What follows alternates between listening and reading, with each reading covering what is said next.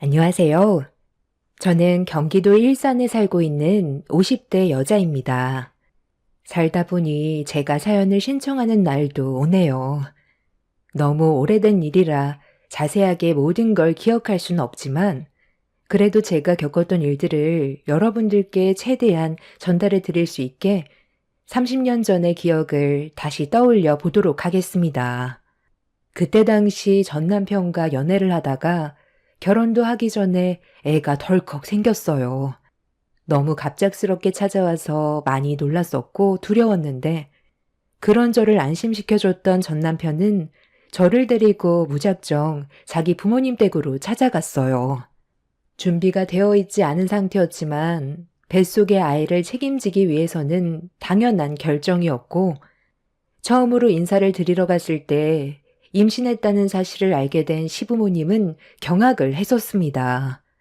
하지만 눈앞의 현실을 반대할 수 없는 상황에서 남편도 저와의 결혼을 바라왔었기 때문에 시부모님은 결혼을 허락해 주셨어요. 그렇게 저는 젊은 나이에 남편과 함께 결혼 생활을 유지하며 살아왔었습니다.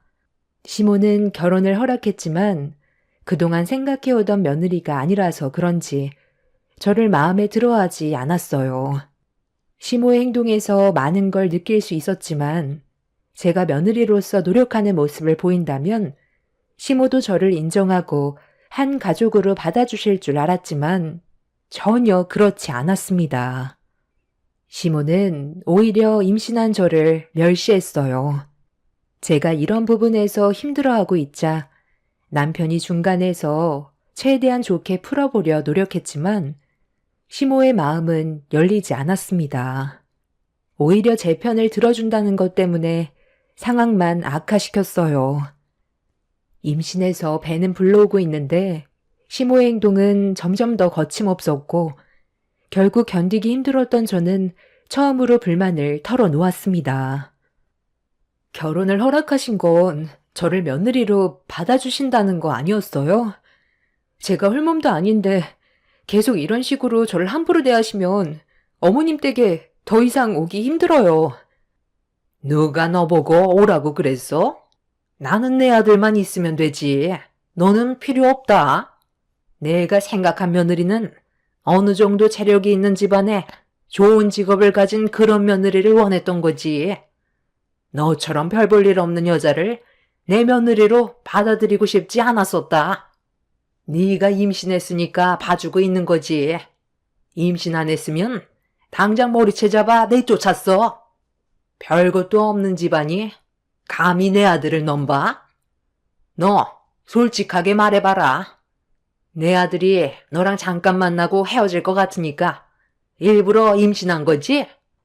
생각하는 거 자체가 싸구려인데 내가 널 좋아하겠니? 여자가 몸이나 함부로 놀리고 결혼도 하기 전에 임신부터 했다는 게 얼마나 부끄러운 일인지 알아? 어머님, 저도 임신했다는 이유로 어쩔 수 없이 억지로 하는 것 같은 결혼을 원했던 건 아니었어요. 정식으로 인사드리고 제대로 된 절차 밟아 어머님께 인사드리고 싶었는데 이 사람이 갑자기 다가오는 바람에 저도 난감했지만 제가 사랑하는 사람이라 어쩔 수 없었다고요. 저만 잘못이 있는 것도 아니잖아요. 네가 무조건 잘못했다. 혼인 전에 임신은 무조건 안 되는 거였어. 너 때문에 내 아들 인생의 앞날이 무너졌는데 내 속이 얼마나 타들어가는지 아니? 네가 인사 오기 전에 내가 그동안 며느리 삼으려고 밑작업 해뒀던 예비 며느리가 있었는데 내 아들과 이어주기도 전에 네가 임신을 해서 내 계획을 전부 다 망쳐버렸다고. 네가 아무리 노력해봤자 나는 너를 며느리로 인정해주지 않을 거니까 견디기 힘들면 내 아들과 이혼해라. 누가 이기나 한번 보자고. 엄마, 제발 그만 좀 해요. 제가 사랑하는 사람이 임신을 했으니까 당연히 책임져야 하는 거 맞는 건데 계속 이런 식으로 나오면 저도 더 이상 올 수가 없어요. 임신한 몸인데 집안일 시키고 잠깐도 쉬지 못하게 하면 제가 눈치가 보여서 도저히 이 집에 있을 수가 없다고요. 엄마는 제가 사랑하는 사람과 결혼했는데 좋게 받아줄 수는 없는 거예요? 결혼한 지 몇 달 되지도 않았는데 얼굴 볼 때마다 이러면 다음부터는 저도 진지하게 생각을 좀 해봐야 하겠어요. 너한테 할 말이 있으니까 잠깐 이리 좀 와봐라. 저런 여자랑 살면 한 번뿐인 인생 그냥 망치는 거야. 지금 제 얼굴에 도끼 있는 거 보면 모르겠니? 시모는 저와 남편의 결혼을 허락해 주었지만 저를 며느리로 인정해 주지는 않았어요. 시모는 결혼을 반대하려 했었는데 옆에 함께 계셨던 시부가 저를 며느리로 받아들여 주자 어쩔 수 없이 시부의 말을 따를 수밖에 없어 결혼을 허락해 준 거였죠. 아무리 마음에 안 들어도 뱃속엔 시모의 손주가 자라고 있는데 시댁이 갈 때면 그동안 손가락 하나 까딱하지 않고 밀어두었던 집안인들을 쉬지 않고 시켰습니다.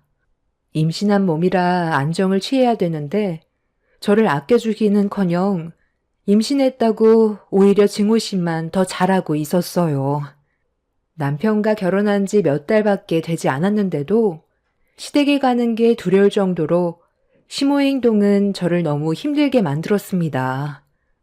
그렇게 저와 한바탕 안 좋은 말들을 주고받다가 중간에 끼어든 남편과 대화 도중 저를 놔두고 시모는 남편을 데리고 방으로 들어가 버렸어요.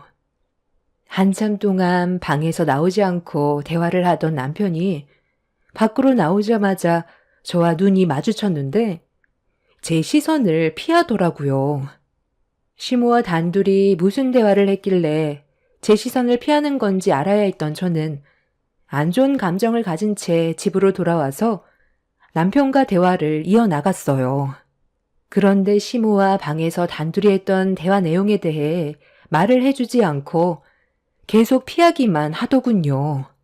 무슨 말이 오고 갔는지 저도 당연히 알아야 될 권리가 있기 때문에 집요하게 물어봤지만 끝내 아무 말도 듣지 못했습니다. 그리고 그날 이후 남편의 태도에 급격한 변화가 생기기 시작했어요. 저를 대하는 행동들이 전과는 많이 달랐고 저를 사랑하고 있다는 감정도 들지 않았었죠.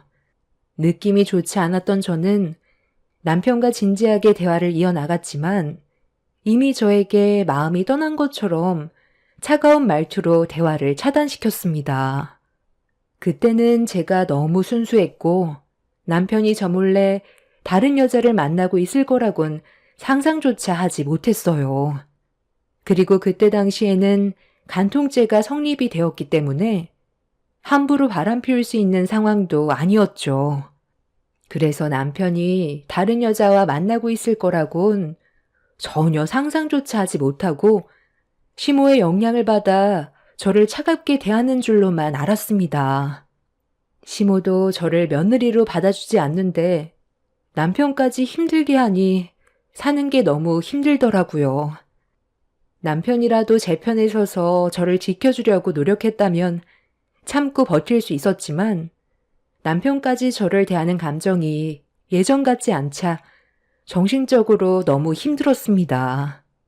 스트레스도 많이 받았었고 제 선택이 잘못됐다는 걸 받아들이기 시작했죠. 남편은 저만 평생 바라본다고 했었는데 설 명절날 만삭이 되었을 때 시댁에서 명절 음식을 만들던 도중 한 여자가 양손 가득 선물을 들고 들어왔습니다.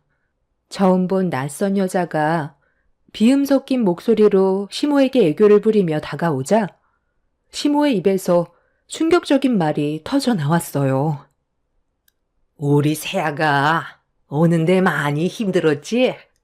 배고플 텐데 서둘러 밥부터 먹자. 얘 철우야, 새색시 왔는데 방에서 뭐하고 있니? 빨리 나와서 반겨줘야지. 예, 너는 우리 새며느리가 좋아하는 꼬지산적 빨리 좀 붙이거라. 내 아들과 새로 결혼하게 될 며느리인데 너보다 능력 좋고 집안 좋고 인물 좋고 어디 하나 빼놓을 게 하나도 없다. 네가 임신했다고 해서 내가 그냥 두 눈 뜨고 보고만 있을 줄 알았어? 나는 내가 원하는 며느리를 데리고 살기로 결정했다. 뭐라고요? 이게 지금 뭐 하는 짓이에요? 제가 이 사람과 결혼까지 했고 법적으로 부부로 인정받았는데 어떻게 이런 짓을 할 수가 있어요? 저는 지금 곧 출산을 앞두고 있다고요. 이게 어떻게 된 거야? 당신 입으로 말해봐. 어머님 혼자 이런 결정을 내린 건 아닐 거 아니야. 당신도 이미 알고 있던 사실이었어? 나를 버리고 저 여자랑 결혼하기로 결정을 내린 거냐고. 왜 말을 못해? 오늘도 나한테 한마디도 하지 않더니 이런 문제로 내 얼굴을 쳐다보지 않았던 거야? 나는 그래도 며느리로서 할 도리는 하려고 만삭인데도 명절 음식 힘들게 만들면서 좋은 관계 유지해보려고 노력했었는데 당신은 나 말고 다른 여자와 만나고 있었어? 너를 우리 집안의 며느리로 들이기 싫어서 내가 그동안 밑작업 해뒀던 새 며느리를 내 아들한테 소개해줬는데 사진을 보자마자 첫눈에 반했다더라. 이래서 사람 일은 한 치 앞도 모른다는 거야. 네가 좋아서 결혼까지 했어도 남자들 마음이라는 게 원래 뒤돌아서면 바뀌거든. 너보다 모든 점에서 우월한데 네가 눈에 들어오겠니? 한두 번 만나게 해주니까 서로 눈 맞아서 결혼까지 결정 내렸다. 그러니까 너도 이제 그만 포기하고 내 아들과 여기까지만 해라. 당신 입으로 말해봐. 정말 나랑 끝낼 거야? 뱃속에 당신 나이가 자라고 있는데 어떻게 다른 여자와 새 출발하려는 생각을 할 수가 있어? 우리 애한테 미안하지도 않아? 나한테 뭐라고 그랬어? 평생 나랑 뱃속에 있는 아이 지켜주겠다며. 그 말 전부 거짓이었어? 몇 달 전에 어머님 방에서 당신이랑 한참 동안 대화 주고받던 날, 그때부터야? 당신이 나 좋다고 따라다녀 놓고 임신까지 시켜놨으면 끝까지 책임을 져야 하는 게 당연한 거 아니냐고. 왜 말을 못해? 그래, 당신 말이 맞아. 우리 엄마가 대화 좀 하자고 했을 때 나한테 사진 한 장 보여주더라고.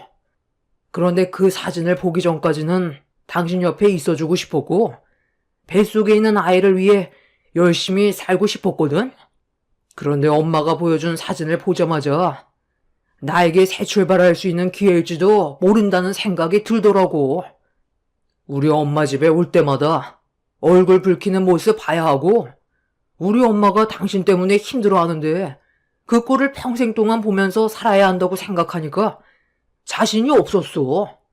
모든 걸 놓치고 싶지 않았는데 당신 편만 계속 들다가는 나를 낳아주신 엄마와 정말 연을 끊게 될지도 모른다는 안 좋은 상황들이 눈앞에 보이니까 자신이 없었다고.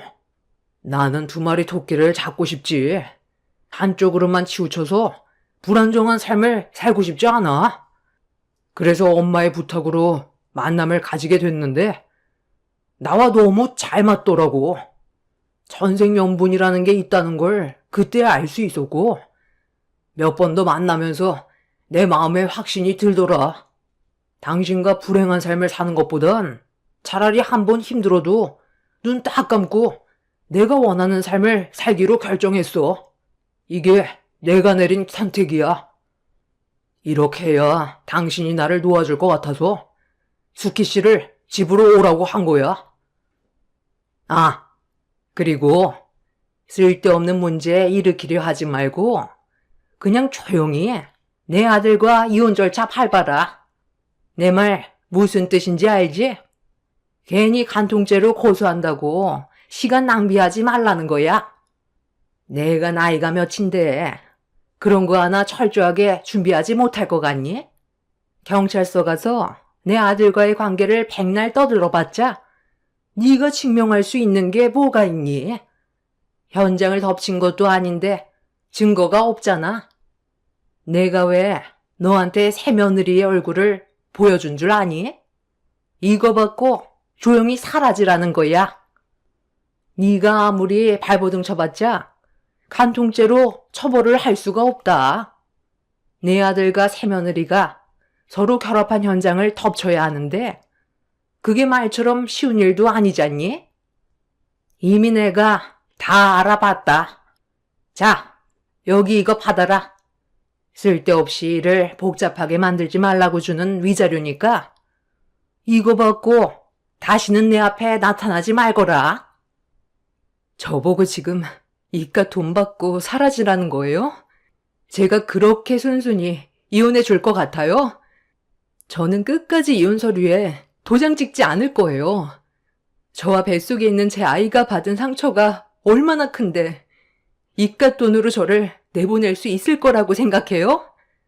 그쪽도 참 할 짓 없나 보네. 생긴 건 멀쩡한데 남의 가정을 깨서 들어오고 싶었나 봐? 널린 게 남자인데 이런 쓰레기 같은 집안과 살림을 차리려 한다는 게 이해할 수가 없네. 임신한 나도 이렇게 버려지는데 그쪽은 나처럼 안 버려질 줄 알아? 결국 그쪽도 똑같이 당하게 될 거라고. 내 눈에 흙이 들어와도 절대 이혼 안 해줄 거고 평생 당신들 괴롭히면서 살 거야. 순간적으로 급격하게 올라온 스트레스 때문이었는지 예정일이 일주일 정도 남아 있었는데 갑자기 진통이 오기 시작했어요. 그리고 동시에 양수까지 터지는 돌발 상황이 오게 되었죠. 진통 때문에 고통스러워 뒹굴고 있는데 그런 저를 바라보던 시모는 쓸데없이 연기하지 말라면서 양수가 터진 제 팔을 끌고 주방으로 데려갔어요. 이혼을 안 해줄 생각이면 주방에서 일이나 하라며 상간녀가 좋아하는 꼬지 산적이나 만들라고 배를 움켜쥐고 있는 저를 주방으로 밀어 넣었습니다. 갑작스럽게 찾아온 진통 때문에 움직이지 못하고 있자 시모는 그런 저를 보면서 휴하지 말라며 온몸이 경질될 만큼 차가운 얼음물을 저에게 사정없이 쏟아 부었습니다. 너무 놀라 비명을 지르며 괴로워하고 있는데 시모는 뱃속에 있는 제 아이도 저를 닮아 쇼 잘하겠다면서 힘들어하는 저에게 막말을 퍼부었어요. 그리고 그런 저를 바라보고 있던 남편은 보란 듯 옆에 있던 상간녀의 손을 잡아 보였습니다. 뱃속에 자기 핏줄인 아이가 있는데 다른 여자에게 마음이 뺏겨 진통을 겪고 있는 저를 도와주지 않고 있는 남편이 인간 같지 않았어요. 시모는 저에게 계속해서 얼음물을 머리 위로 쏟아 부었고 정신이 혼미해질 정도로 힘들어지자 저도 모르게 살려달라는 말이 입 밖으로 나왔어요. 시모는 제가 애원을 하자 남편한테 준비되어 있는 서류를 가지고 오라고 시켰습니다. 시모는 남편이 건넨 서류를 받아 쓰러져 있는 제 앞에 던졌습니다. 정신이 희미해져 가는 상태에서 눈앞에 보이는 서류를 힘겹게 바라봤는데 그건 남편과 제가 법적으로 더 이상 부부관계를 원치 않는다는 이혼 서류였습니다. 시모는 뱃속에 있는 아이를 살리고 싶으면 이혼 서류에 도장을 찍으라면서 제 앞에 인주를 밀어주었고 저는 일단 뱃속에 있는 아이부터 살리고 보자는 마음으로 피눈물을 흘리면서 이혼 서류에 지장을 찍게 되었습니다. 그렇게 엄청난 정신적 충격과 진통으로 인해 그 자리에서 정신을 잃었고 눈을 떴을 땐 이미 저는 병원에 있었어요. 저희 부모님은 눈물을 흘리고 계셨는데 제가 정신을 차린 모습을 보곤 아이 걱정부터 할까봐 수술로 뱃속에 있는 아이를 꺼냈다면서 무사하다는 말을 하셨습니다. 부모님도 어느 정도 상황을 알고 계신 듯 얼굴 표정이 많이 어두웠어요. 엄마는 제가 정신을 잃었을 때 한바탕 남편 뺨을 올리고 시댁을 뒤집어 놨다면서 다른 거 생각하지 말고 태어난 아이만 생각하라며 오열을 했습니다. 제가 정신을 잃고 있는 동안 시모가 엄마한테 위자료를 건네주었고 이혼 서류에 도장까지 찍었다면서 시댁에 있었던 일들에 대해 설명을 해준 것 같아 보였어요. 저희 부모님도 화가 머리끝까지 끌어올랐지만 저희 집안이 변호사를 선임해서 시댁을 상대로 고소할 만큼의 재정적 여유가 없었기 때문에 눈물을 머금고 현실을 받아들일 수밖에 없었습니다.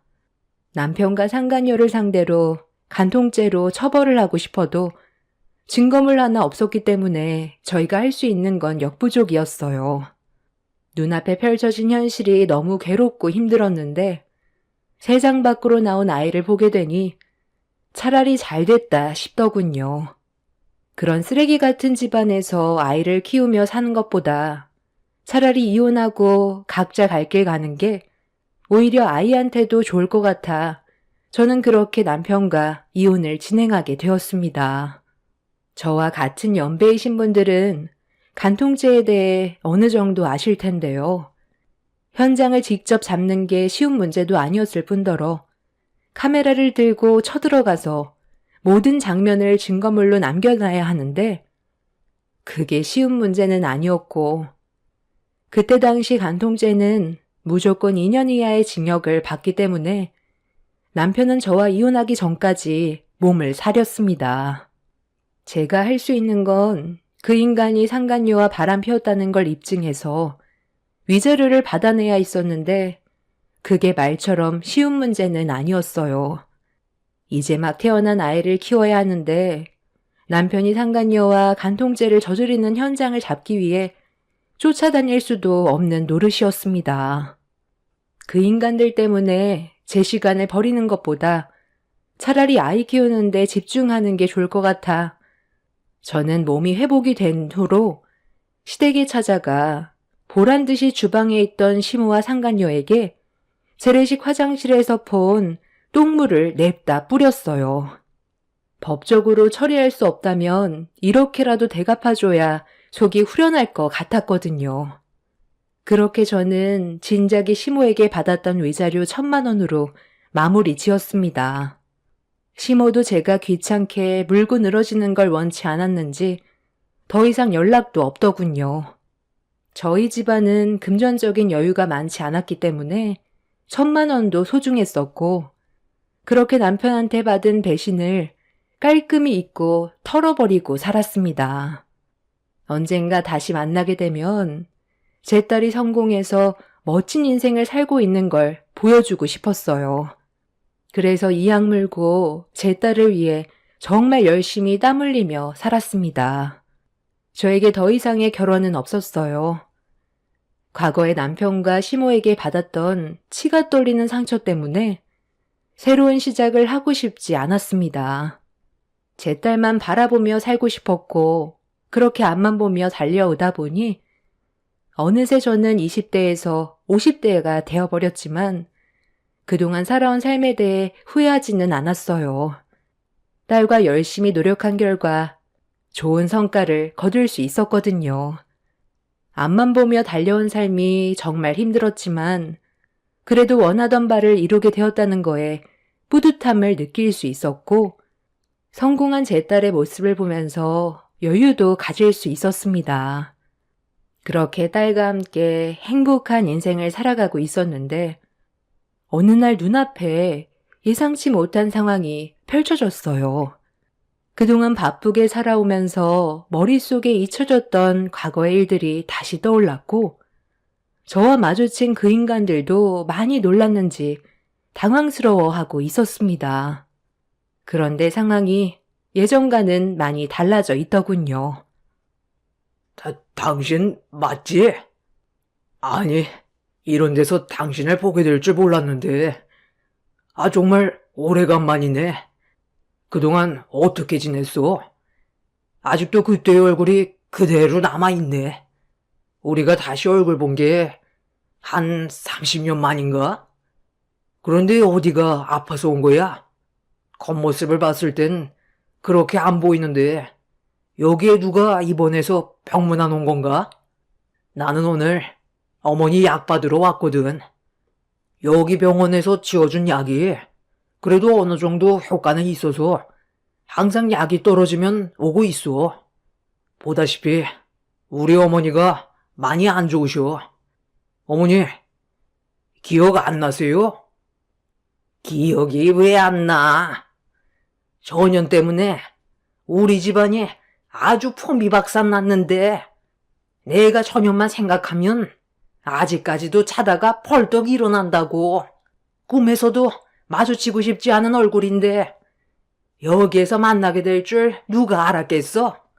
병원에서 나올 때까지만 해도 그래도 기분이 나쁘진 않았는데 저년 얼굴을 30년 만에 다시 보게 되니 그때 일들이 다시 떠오르는구나. 첫 바늘을 잘못 깨는 바람에 내 아들이 지금도 혼자 살고 있다. 여자만 만나면 그년들이 우리 아들 등쳐먹고 돈만 빨아먹고 가서 지금까지 혼자 살고 있다고. 30년이 지났는데도 그 성격은 아직도 그대로네요. 반가운 얼굴도 아닌데 서로 말 섞을 필요도 없잖아요. 몸도 성치 않아 보이는데 그 성격은 절대로 고쳐지지가 않나 봐요. 어쩌다 이 지경까지 됐어요. 사람이 심보를 고약하게 먹으면 그 업보가 나중에 전부 자신에게 다시 돌아온다더만 결국 벌 받았나 보네요. 뭐라고? 너 지금 말 다 했니? 내가 이 꼴을 하고 있으니까 우습게 보이나 본데 아직까지 너와 나 머리채 잡을 힘은 남아 있다고. 아들, 나 좀 일으켜 세워봐라. 아, 제발 성격 좀 죽이세요. 언제까지 저 사람 원망하면서 살 거예요? 벌써 30년이나 흘렀다고요. 저 사람 내친 게 누군데요? 저랑 어머니잖아요. 내가 그때는 정말 미안해. 너무 철이 없었던 것 같아. 당신한테 씻을 수 없는 상처를 안겨준 거에 대해 나도 정말 후회 많았어. 당신 내쳤을 때 옆에 있었던 그 여자는 나랑 결혼할 줄 알았는데 마음이 싹 바뀌어선 더 능력 있는 남자가 접근했다고 나를 버리더라고. 결국 당신이랑 이혼하고 그 여자한테까지 버림받았는데 우리 어머니가 또 다른 여자와 선자리를 만들어줘서 관계를 잘 이어나가다가 결정적일 때 결혼의 문턱까지 가지는 못하더라고. 무슨 이유 때문인지 모르겠는데 만나는 여자한테 물질적으로 퍼줘도 결국 결혼은 할 수 없었어. 그리고 우리 어머니 건강에도 문제가 생겨서 결혼은 아예 꿈도 못 꾸게 되었지. 당신도 보면 우리 어머니가 많이 심각하다는 걸 알 거야. 이게 희귀병이라는데 벌써 20년 가까이 앓고 있거든. 후천성 스포성 표피 박리증이라고. 온몸에 물집이 잡혀서 피부가 벗겨지고 완치가 불가능한 병이래. 처음에는 손이나 발에 조금씩 물집이 잡히던 게 어느 순간부터 온몸 전체로 올라오길래 단순히 넘길 문제가 아닌 것 같아 큰 병원을 찾아갔는데 희귀병 진단을 받게 된 거야. 그리고 지금까지 물집이 터지고 피부가 벗겨졌다가 다시 아물고를 반복하고 있어. 요즘에는 어머니의 건강이 많이 약해지면서 좀처럼 회복이 되지 않고 병이 더 악화되고 있는 중이야. 이런 삶을 살고 있는데 어느 누가 나랑 결혼을 하겠어. 다 내 업보인 거지. 엄마, 오늘은 일찍 왔네요. 저 아직 예약한 자가 몇 분 더 있어서 좀 더 기다려줘야 할 것 같은데 괜찮죠? 요즘 피부질환 문제로 환자분들이 너무 많아서 정신이 하나도 없어요. 한 1시간 정도면 끝날 것 같은데 그때까지 저기 좀 앉아 계세요. 안녕하세요. 아직 안 가셨네요? 엄마랑 아는 분이셔? 아, 내 담당 환자분이시거든. 요즘 할머님이 건강이 많이 안 좋아지셔서 약이 잘 듣지 않는다고 새롭게 처방받고 싶다고 하시길래 다시 내원하신 거거든요. 그 약 드시면 좀 더 괜찮아지실 거예요. 잠깐만. 방금 뭐라고 했어요? 이 사람한테 엄마라고 했어요? 아니, 그럼 설마 윤 선생님이 당신 딸이라는 거야? 그럼 윤 선생님이 내 딸이라는 거라고? 무슨 말 하는 건지 모르겠네. 내 딸은 원래부터 아빠라는 존재가 없었어. 30년 전에 뱃속에 있던 내 딸과 나를 버렸잖아. 나는 아직까지도 양수가 터졌던 그날을 잊지 못해. 저 마귀 같은 인간이 나한테 얼음물을 퍼붓고 있을 때 비명 지르며 고통스러워하고 있는데 그런 모습을 보면서 당신은 내 언녀 손을 잡았잖아. 그때 시간을 더 지체했다면 내 딸은 세상 밖으로 나오지도 못하고 떠날 뻔했었다고. 그런데 어디서 지금 내 딸이라는 말을 함부로 입에 담는 거야? 소연아, 환자분들 기다리시겠다. 얼른 들어가봐. 그럼 내가 몇 년간 소녀한테 약을 받아 먹었던 거였어? 어쩐지 어디서 많이 본 것 같은 얼굴이던데 내 아들과 닮아서 그렇게 보였던 거구나. 전시모의 눈빛이 갑자기 변하더니 눈물을 흘리면서 제 딸의 손 좀 잡아보겠다며 그동안 그리웠다고 쇼를 하고 있었습니다. 좀 전까지만 해도 제 딸이 어떻게 살고 있는지 물어본 적도 없으면서 제 딸이 단 명찰과 의사 가운을 보자마자 태도가 180도 바뀌어 버렸어요. 그런데 제 딸은 그런 전시모와 전 남편의 태도를 상당히 불쾌하게 생각하고 있었습니다. 제가 그동안 어떻게 살아왔는지 제 딸이 전부 들어왔기 때문에 좋은 감정은 없었고 그날 이후 전시모의 진료를 거부하기로 결정을 내렸습니다.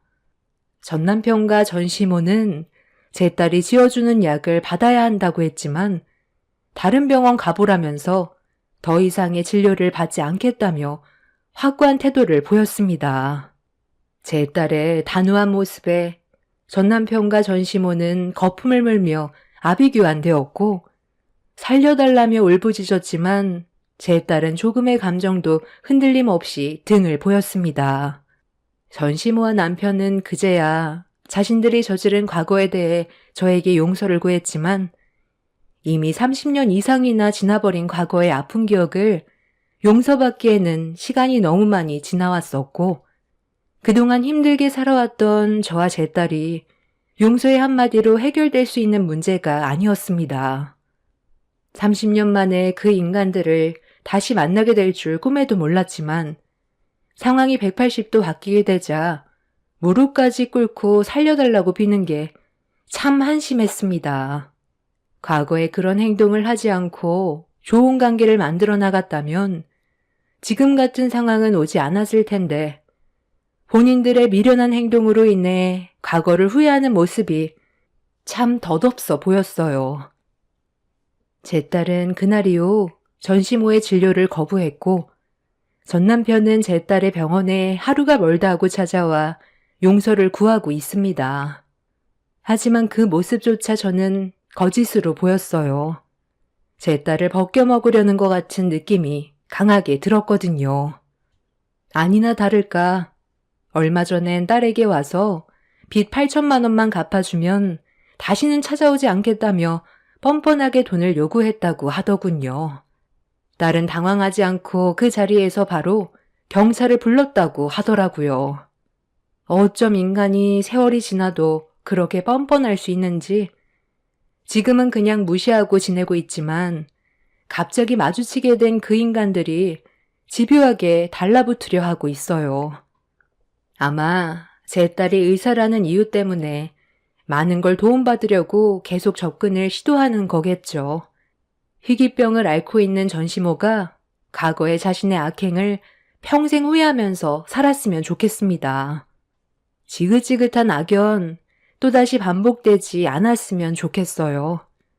제 딸의 인생까지 망치게 하고 싶지 않아 단호하게 행동할 생각입니다. 모든 분들 건강 유의하시길 바랍니다. 감사합니다. 안녕하세요. 저는 김포에 살고 있는 60대 중반 여자입니다. 그동안 살면서 처음으로 인간 이하의 취급을 받은 것도 모자라 저희 집안에 엄청난 충격을 안겨줬던 사람들에 대해 여러분들과 대화 좀 나눠보고 싶어 이렇게 사연을 신청하게 되었어요.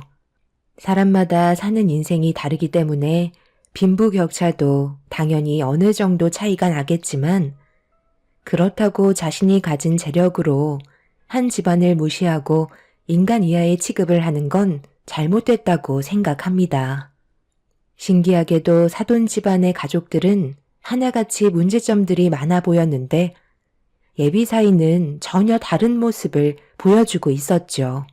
솔직히 예비 사위만 봤을 때 결혼은 무조건 허락을 해줬었어요.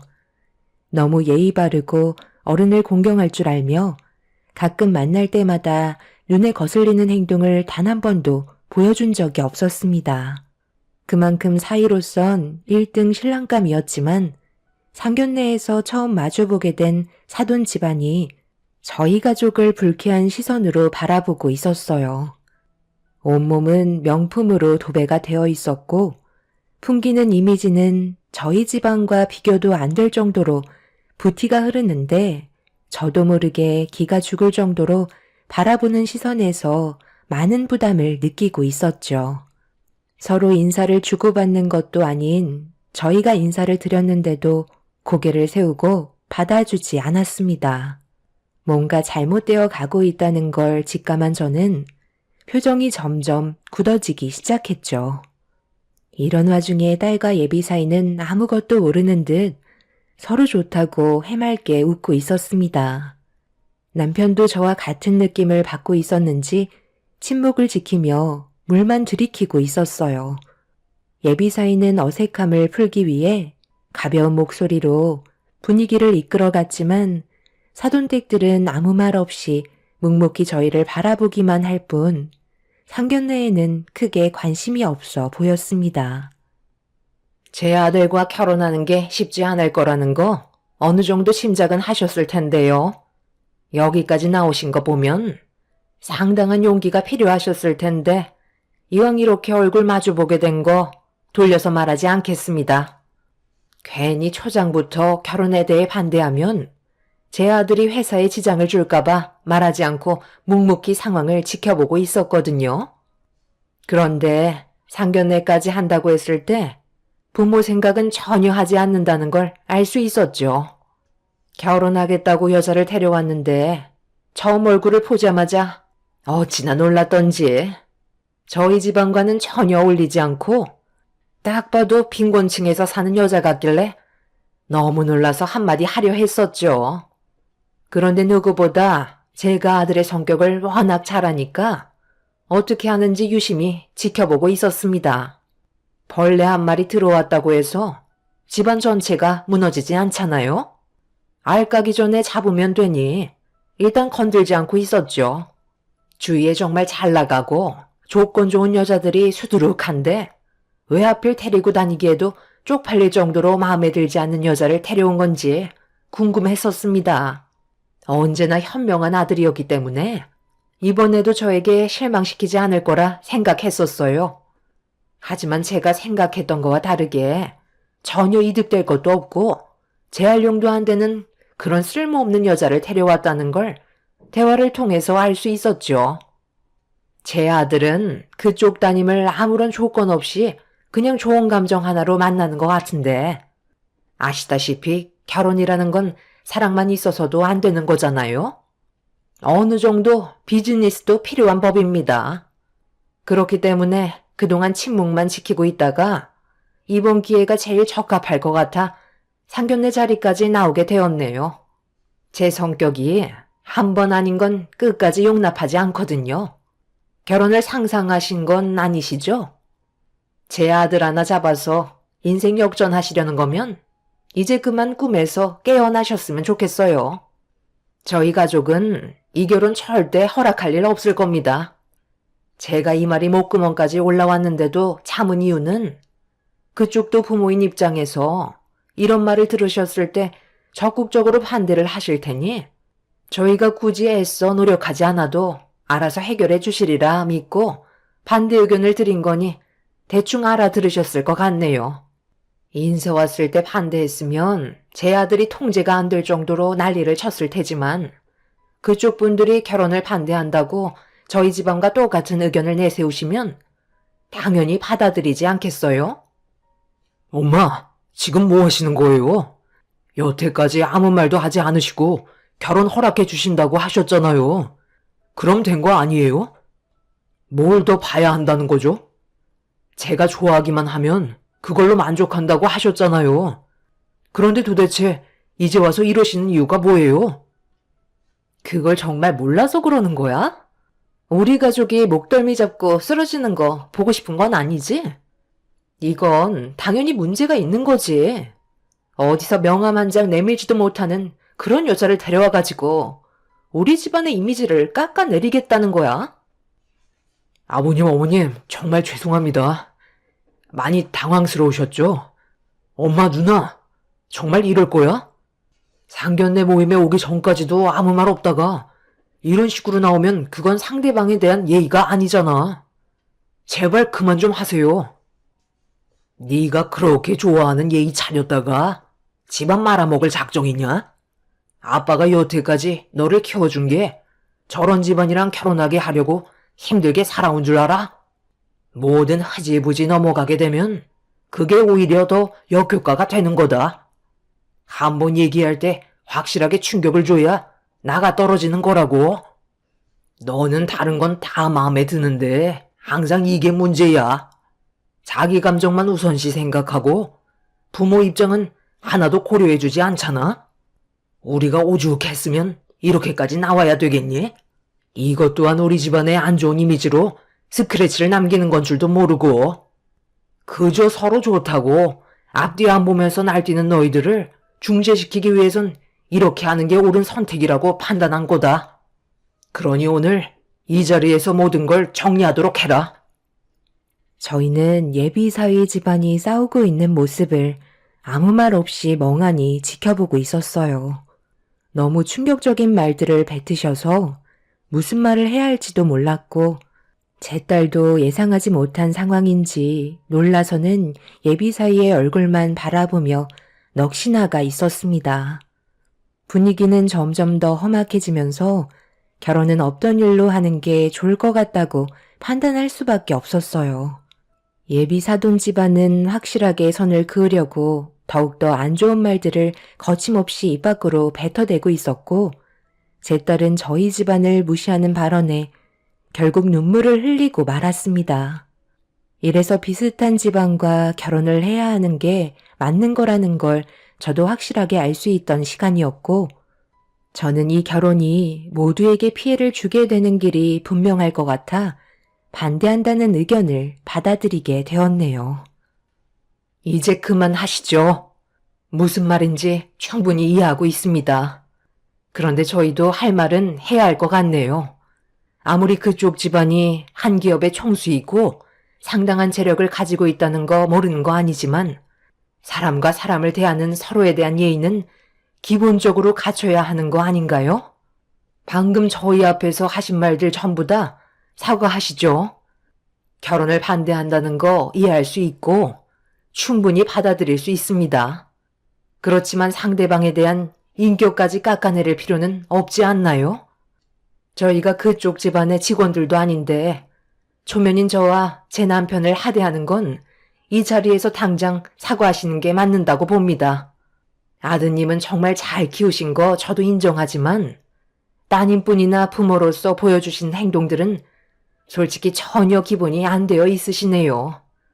원래 가진 게 많은 사람들은 다들 이런 식인 건가요?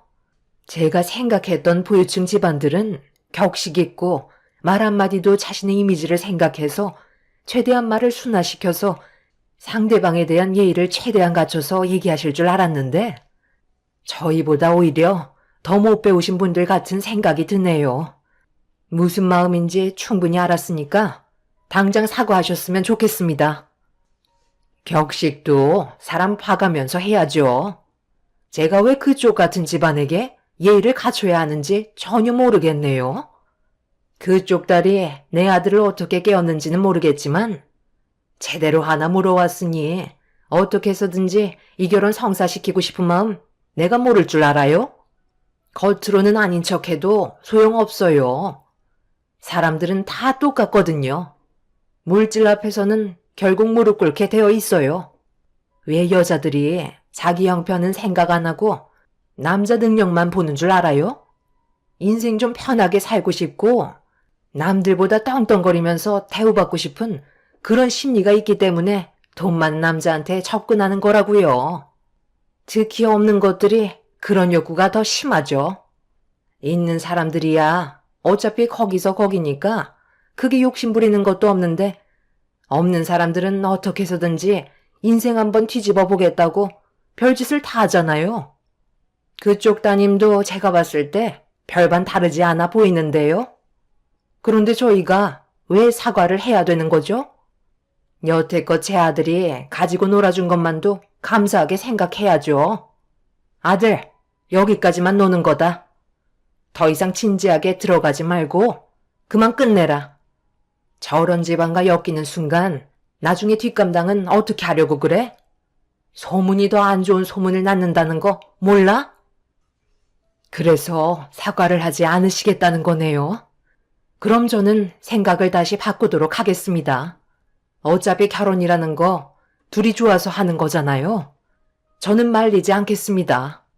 그쪽이 말씀하신 게 100번 옳은 것 같네요. 이참에 로또 한번 잡아보죠. 저는 이 결혼 허락할 거고 조금도 관여할 생각이 없네요. 둘만 좋으면 그걸로 저는 만족합니다. 저도 좋게 좋게 넘어가려 했는데 오히려 상황을 더 악화시키고 있는 건 그쪽 집안이니 누가 더 잃을 게 많은지 한번 해보자고요. 보시다시피 저희는 가진 것도 없어서 잃을 것도 없거든요. 반대로 그쪽은 가진 게 너무 많아서 지켜야 할 것들이 엄청나게 많을 것 같은데 끝까지 사과를 안 하시겠다면 저는 굳이 이 결혼 말릴 이유가 없습니다. 저런 사이 어디서 데려오겠어요? 예은선아, 이번 기회에 송서방 무조건 붙잡아라. 엄마가 이 결혼 어떻게 해서든지 성사시켜주마. 예비 사돈 집안은 갑자기 돌변한 제 모습을 보고 당황했는지 말을 더듬기 시작했어요. 저희가 상견례 자리에서 뛰쳐나갈 거라고 생각하고 있었던 것 같았지만 전혀 다른 모습을 보여주고 있어서 어떻게 해야 할지 몰라 하고 있었죠. 예비 사위와 제 딸도 예상하지 못한 반전에 할 말을 잃은 듯 그 자리에서 굳어 있었네요. 분위기는 점점 더 악화되어 가기 시작했고 저는 상견례고 뭐고 다 필요 없다며 무조건 둘이 좋다면 결혼식 올리라고 확실하게 얘기한 뒤 더 이상 할 말 없으니 먼저 일어나 제 딸과 남편을 데리고 상견례 자리를 박차면서 나왔습니다. 남편과 딸은 저를 보며 괜찮냐고 불안에 떨었지만 둘이 좋아서 함께 하겠다는데 그걸 왜 부모가 뒤에서 이래라 저래라 해야 하는지 그것도 이해 불가였어요. 그렇게 남편 차에 올라타 집으로 돌아가려는데 예비 사위가 저희 가족에게 뛰어와 나중에 다시 찾아뵙겠다며 먼저 들어가시라며 깍듯하게 예의를 갖췄습니다. 앞으로 모든 건 예비 사위가 알아서 하겠다는 한마디에 제 딸을 부탁한다는 말을 끝으로 헤어지게 되었네요. 그렇게 며칠의 시간이 지나고 예비 사위는 딸에게 연락 한 통이 없었어요. 분명 집안일을 처리하느라 정신이 없었겠죠. 제가 너무 일을 크게 만들어서 예비 사위가 힘들어하는 건 아닌지 걱정도 되었지만 저는 진심으로 둘이 행복하길 바라는 마음이었습니다. 하지만 예비 사돈 집안에서 반대를 한다고 그동안 둘이 인연을 만들었던 시간들을 한순간에 접어버린다는 건 너무 가혹한 것 같았어요. 요즘 세상 사랑보다 돈이라지만 돈 때문에 갈라서는 경우도 정말 많이 봐왔거든요. 진정한 사랑이 있어야 그 다음이 있다고 저는 생각했었습니다. 그래서 돈에 대해서는 크게 중요한 부분이 아니었어요. 하지만 예비 사돈 집안은 돈을 더 큰 비중으로 보고 있었죠. 그래서 결혼에 대해 반대를 했던 거고 저희 집안을 무시하면서 온갖 상처되는 말들을 퍼부은 것 같아 보였습니다. 남편도 저와 같은 생각이었어요. 제 딸과 예비 사이가 서로 행복하게 살면 그걸로 만족한다고 했지만 재력이 많은 예비 사돈 집안에서 어떻게 나올지 몰라 그 부분을 걱정하고 있었습니다. 저도 떵떵거리며 큰 소리 쳤지만 솔직히 제 딸이 다칠지도 모른다는 걱정 때문에 예비 사이에게 전화가 오기 전까지 항상 불안에 떨고 있었어요. 그렇다고 그런 모습을 겉으로 표현한다면 가족들 모두 불안해질까봐 오히려 저는 더 아무렇지 않게 행동하고 있었습니다. 하루하루 긴 시간 동안 예비 사이에게 연락이 오기만을 기다리고 있었고 일주일이 지난 뒤 예비 사이가 아침부터 저희 집에 찾아왔어요. 연락도 없이 찾아와서 많이 놀랐지만 일단 급하게 문을 열어주었습니다. 그런데 그동안 혼자서 많이 힘들었는지 몰골이 말이 아니었고 오자마자 배가 고프다는 말에 급하게 내어줄 수 있는 음식들을 준비해 주었습니다. 정신없이 배를 채운 예비사이는 그제서야 얼굴에 미소가 띄어졌고 숨을 돌리면서 그동안 있었던 일에 대해 설명하기 시작했어요. 저희는 예비사이의 결단력에도 놀랐지만 계획하고 있는 것들에 더 큰 걱정을 하고 말았네요. 예비사이는 모든 걸 내려놓겠다는 말을 꺼냈습니다. 예비 사돈 집안에서 제 딸과 결혼을 하려면 모든 걸 두고 떠나라는 말에 그렇게 하기로 결정을 하게 되었다며 또 다른 계획을 준비하고 있다고 설명하기 시작했어요. 모든 건 예비 사이가 알아서 하겠지만 저희 가족의 도움이 필요하면 언제든 말하라고 그동안 상처받았을 사위의 마음을 쓸어내려 주었습니다. 제 딸도 걱정이 많았는지 사위의 얼굴을 보자마자 눈물부터 흘리더라고요. 서로가 그만큼 진심인 걸 두 눈으로 보고 있는데 예비 사돈들이 두 아들, 딸의 인생길을 막아서는 게 너무 안타까웠습니다. 그날 이후 예비 사이는 매일같이 저희 집을 찾아왔고 거의 한 가족처럼 지내고 있었어요. 그런데 어느 날 예비 사부인이 저에게 연락을 취해왔고 얼굴 보고 대화하자는 말에 조금도 망설임 없이 약속한 장소로 나가게 되었는데 검은 차량 한 대가 제 앞에 멈춰 섰어요. 그리고 창문을 내리자 심술이 가득한 얼굴이 저를 바라보고 있었네요. 어디 좀 가야 할 것 같다며 차에 타라고 하길래 옆자리에 앉아 알 수 없는 곳으로 출발을 하게 되었어요. 가는 동안 서로는 한마디 말도 없이 묵묵히 앞만 보고 있었고 운전을 해주시던 기사분이 도착했다는 말에 예비 사부인은 내리면 될 것 같다고 먼저 차 문을 열고 밖으로 나갔네요. 꽤 많은 사람들이 북적이면서 사부인은 다른 사람들과 인사를 주고받고 있었습니다. 그 뒤를 묵묵히 뒤따르고 있는데 저와 눈이 마주친 사람들은 위아래로 훑어보면서 경계를 하고 있었어요. 그리고 잠시 뒤 눈앞에 펼쳐진 광경에 당황스러워하고 있는데 사부인이 입을 열었네요. 제가 오늘 소화해야 될 일정인데 전부 다 저와 친분이 있는 지인들이거든요. 앞으로 사돈이 될 터인데 미리 인사시켜드리는 게 좋지 않겠어요? 그래서 모두가 모일 수 있는 봉사 모임에 같이 온 거예요. 서로 얼굴 익혀서 나쁠 거 없잖아요? 어머, 안녕하세요. 양 여사님에게 말씀 많이 들었어요. 따님을 그렇게 잘 키우셨다면서요? 저희들도 딸 키우는 입장에서 양 여사님 아드님이랑 한번 엮어보려고 정말 많은 노력을 기울였었는데 사람 마음 사로잡는 게 쉽지 않잖아요. 그런데 그쪽 따님이 낚아채셨다는 말에 그 노하우 좀 듣고 싶어서 저희도 오늘 봉사 모임에 참석하게 된 거예요. 제가 양 여사님한테 들었는데 예비 며느리 될 사람이 남자 홀리는 능력이 그렇게 좋다면서요? 그것뿐인 줄 알아. 눈웃음 살랑살랑 치면서 내 아들 앞에서 꼬리를 흔드는데 얼마나 요물이던지. 나중에 시간 되면 내가 차례 한번 만들 테니까 와서 좀 배우고 가. 그래야 아직도 시집 못 간 자제들도 한 자리씩 꿰찰 거 아니야? 사돈, 뭐하고 서 있어요? 얼른 고무장갑 끼고 김치소 만들어야죠. 저희는 원래 이렇게 모여요. 봉사활동하면서 수다 떨고 기업 이미지 살리고 사는 게 원래 이런 거 아니겠어요? 세상살이 이미지가 반은 먹고 들어가더라고요. 이런 거 하나하나 배워놔야 나중에 내 아들 길을 펼 수 있는 거라고요. 조만간 이 자리에 예비 며느리도 부를까 하는데 괜찮죠? 지금 뭐 하시는 거죠? 저한테 무슨 대답을 듣길 원하는 거예요? 이런 식으로 저에게 경고를 하시는 건가요? 말이 너무 거치시다. 남들이 보면 싸우는 줄 알겠어요. 오래간만에 만났는데 일단 진정 좀 하시고 제 얘기 들어보시죠. 내 아들이 상견례 이후 저희를 설득시키려고 얼마나 많은 노력을 했는지 말 안 해도 아실 거예요. 그런데 왜 내 아들만 희생을 해야 되는지 모르겠더라고요. 그래서 저는 일단 그쪽과 대화를 좀 나누면서 예비 며느리를 앞으로 어떻게 해야 할지 고민을 좀 해보려고요.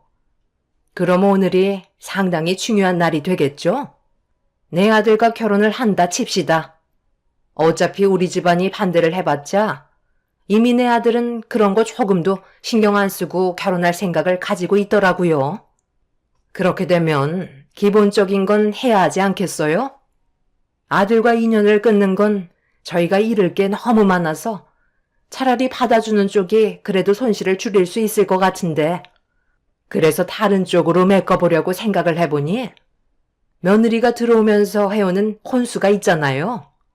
집이야 어차피 우리가 가지고 있는 걸로 쓰면 되니까 크게 걱정할 필요는 없지만 그 안에 들어갈 혼수품들은 전부 다 새 걸로 바꿔야 하지 않겠어요? 가지고 있는 재산이 얼마인지는 모르겠지만 기본적으로 딸이 결혼한다는데 어느 정도 자금은 모아두셨을 거 아니에요. 그거 싹 다 주시면 될 것 같아요. 집안 차이가 너무 나는데 저희가 부르는 금액의 기준은 당연히 맞춰주지 못할 것 같으니까 가지고 있는 재산 전부 털어서 혼수 맞춰주시면 될 것 같은데 괜찮으시죠? 내 아들이 로또인데 그 정도는 해줄 수 있잖아요. 도대체 얼마를 원하시는지 모르겠지만 지금 너무 막 나가시는 거 아닌가요? 저를 겁주려고 여기로 부르신 거예요? 지금 유치하게 못들 하시는 거죠? 저를 에워싸고 다들 노려보고 계시잖아요. 이런 식으로 대화를 이어나가는 건 잘못됐다고 생각되는데요. 그리고 저희 집안이 가지고 있는 재산 전부로 혼수를 해달라는 것도 너무 억지스럽고요. 저는 그래도 만나자고 했을 때 좋은 쪽으로 생각해서 나온 건데 이런 식으로 사람을 막대하실 줄은 정말 몰랐네요. 오늘 이 시간 이후로 두 번 다시 엮일 일은 없을 것 같아 저는 이만 돌아가 보도록 하겠습니다. 아드님이 왜 따로 나와 살고 있는지 확실하게 알 수 있겠네요. 그래서 지금 내 말을 무시하겠다는 거예요? 가지고 있는 게 많지 않으면 집 전세금이라도 빼서 주면 되는 거잖아. 내가 대충 미리 알아봤는데 한 3억 정도 되더구먼. 뒷조사도 안 해보고 무작정 혼수 얘기한 줄 알아요? 전세 3억 거기에다가 따로 모아놓은 재산이 있을 테고 그거 합쳐서 달라는 건데 우리 집안이 무리한 요구를 하는 건 아닌데 그것도 주기 싫다? 이 여편네가 아주 날로 먹으려 드네. 오늘 여기에서 나갈 수 있을 것 같아? 내가 원하는 대답 들을 때까지 아무 데도 못 가. 사부인은 화가 머리끝까지 올라왔는지 그동안 받았던 스트레스를 저에게 거침없이 풀기 시작했어요.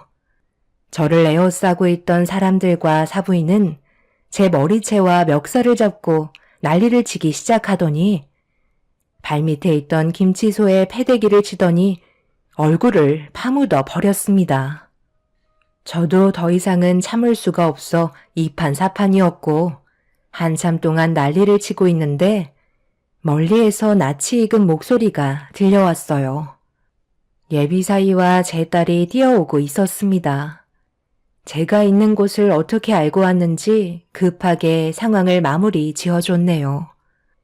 예비사부인은 바닥에 널브러져 있는 김치소를 주워들어 제 딸에게 사정없이 던지기 시작하면서 자기 아들 돌려달라고 난리를 치다가 덜썩 주저앉아 눈물을 쏟아내었습니다.